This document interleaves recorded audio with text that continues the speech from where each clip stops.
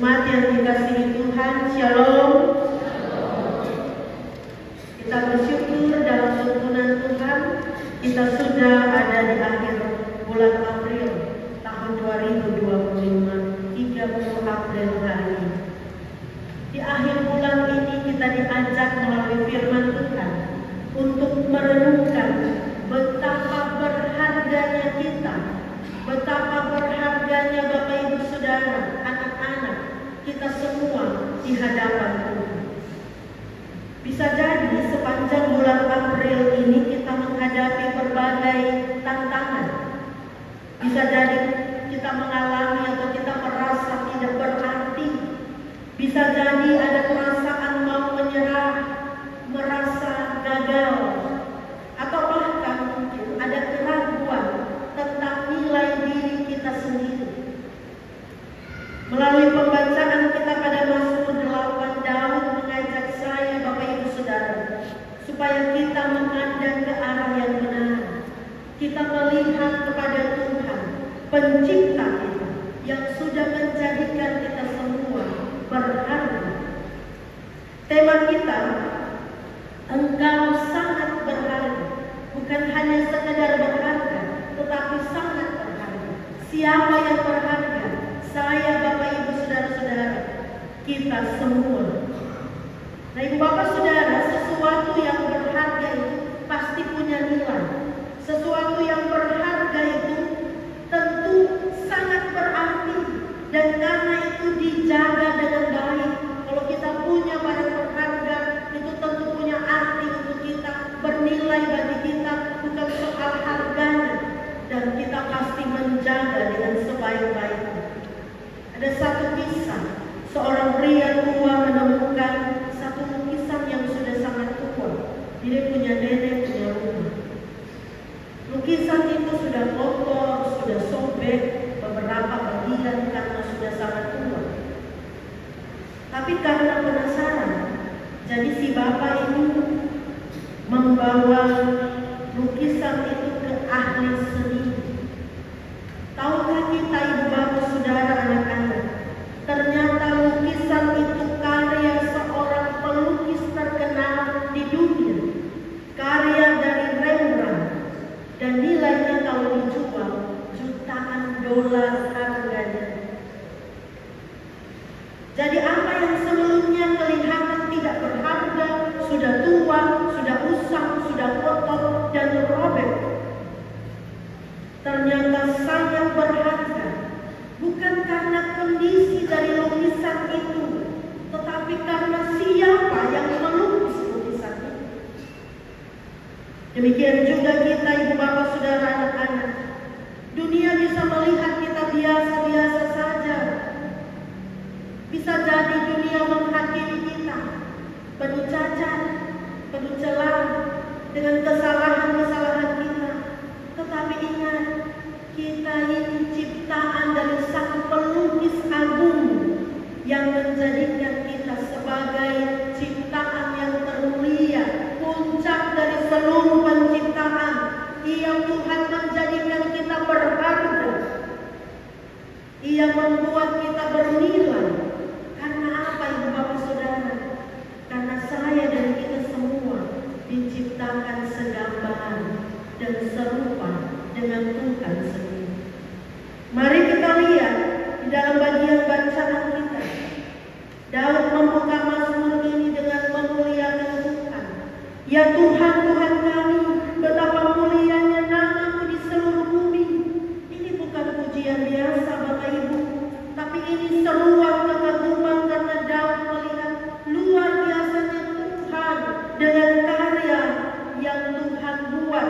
Langit, bintang-bintang yang tidak terhitung jumlahnya, itu bukti dari keagungan Tuhan.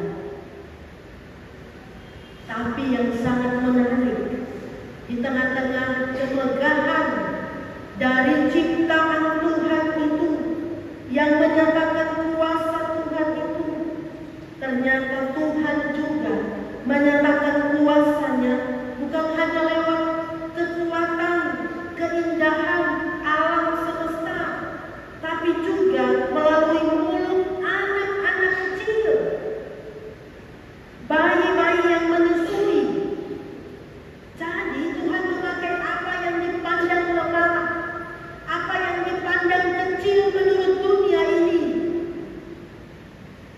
Tuhan pakai itu untuk mempermalukan yang kuat. Jadi ini menunjukkan bahwa setiap manusia, apapun jenis kelaminnya, besar atau kecil, seberapapun usianya, semuanya berharga. Kita semua ini berharga dan bernilai untuk Tuhan. Mari katakan untuk di sebelah kita, kamu berharga, saya berharga, kita semua berharga di mata Tuhan.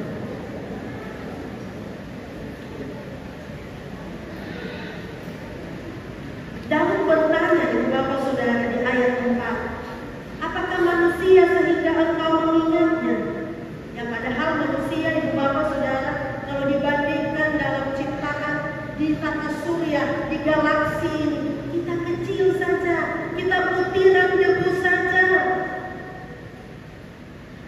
Kadang-kadang kita juga merasa seperti itu, merasa kecil, tidak berdaya, tidak bisa apa-apa dengan semua yang kita alami di tengah dunia yang besar.